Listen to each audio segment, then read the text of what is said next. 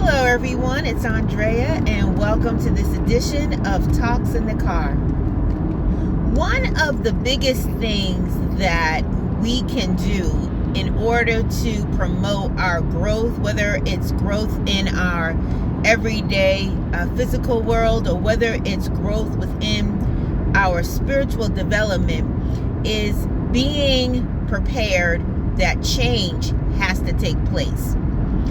You can't grow, you can't mature, you can't move forward if you are not willing to change your way of thinking, change the way you do things, change the way you interact with people. Change is a part of growth.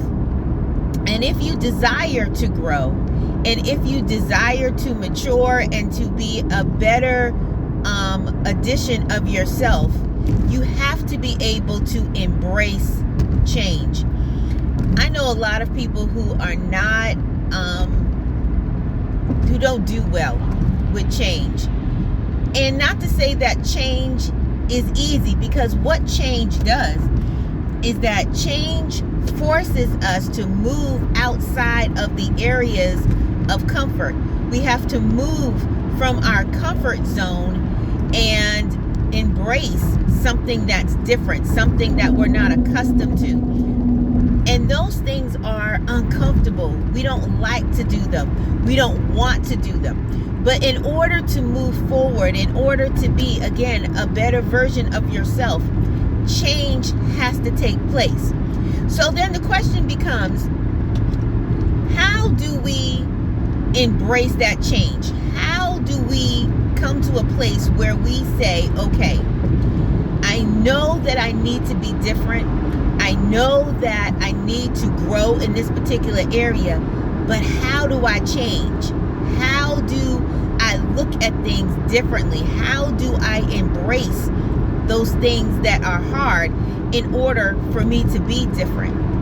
And a lot of that just takes moving forward and doing it little by little. It takes prayer.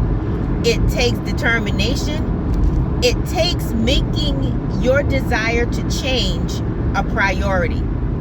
And so I encourage you on today to, even though you may not like it, even though it doesn't feel good, even though it hurts, to embrace change. Because when you do, you will find growth in your life. You will find maturity in your life. You will find yourself at a place tomorrow that you aren't in today. Change is something that we all have to do. Christ requires that we change. We can't say that we are trying to be Christ-like, but living a life that's old. We can't say that, God, you're first, and God, I prioritize you in my life, but yet we're not willing to do those things and to make those changes that he requires in order for us to say that we are one of his. So I encourage you to embrace the change, whatever that looks like. If that means you have to change your attitude, if that means you have to change the way you talk, if that means you have to change how you relate to different individuals in your life, if that means that you might have to do a physical change, you might need to change locations, you might need to change jobs, you might need to change the state that you live in, the town that you live in. Change might also mean getting rid of some people that are a part of your current life.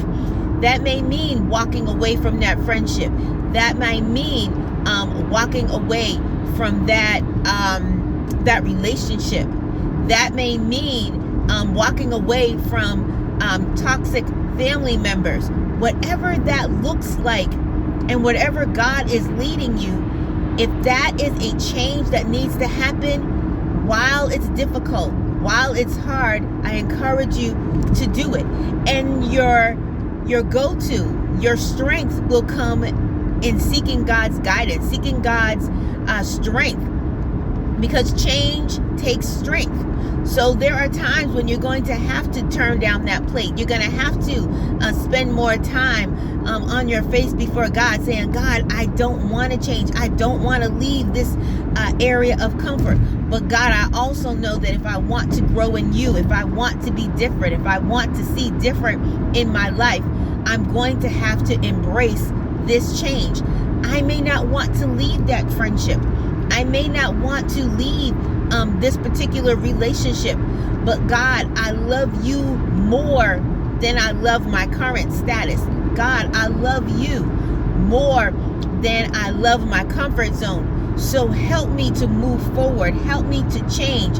Help me to embrace where you're taking me to, and help me to let go of those things that I've held on for so long. You know, as children, I'm sure most of us had a special stuffed animal or a toy that we kept with us. We might have walked around with it, maybe a special blanket that we carried around as children, and that was our comfort. We carried it with us. We took it to bed.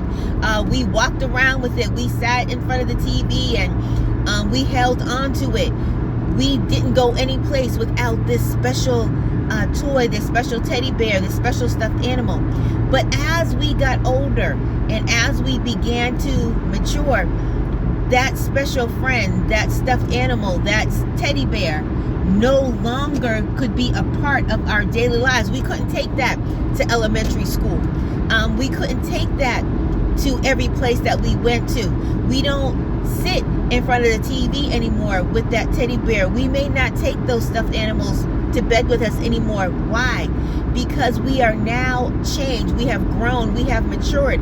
And those things that we needed and those places of comfort that we had as a child now shift as we mature and as we got older. It's the same thing. Those things that are comfortable to us, that male friend, that female friend who we just love and want to be around and talk to them, and we may know that they're not good for us, but yet we can't help but wanting to stay close to them because we are afraid of change. We are afraid of being alone. We are afraid of maybe not having that person in our lives anymore, not understanding that God will give us better. In the change, there's better. In the change, God has some other things for us. That relationship may be something we feel we can't live without, but God wants to give us better. God wants to bring somebody else into our lives who will help us propel forward, who will love us in a way that we've never experienced before. So I encourage you, make the move, make the change. Go after that job that God is calling you to. Go after that education. Step out of your comfort zone so that you can be where God wants you to be, so that you can mature, so that you can move forward into where God wants to take you. Have a wonderful, wonderful day, and we will see you next time on Talks in the Car.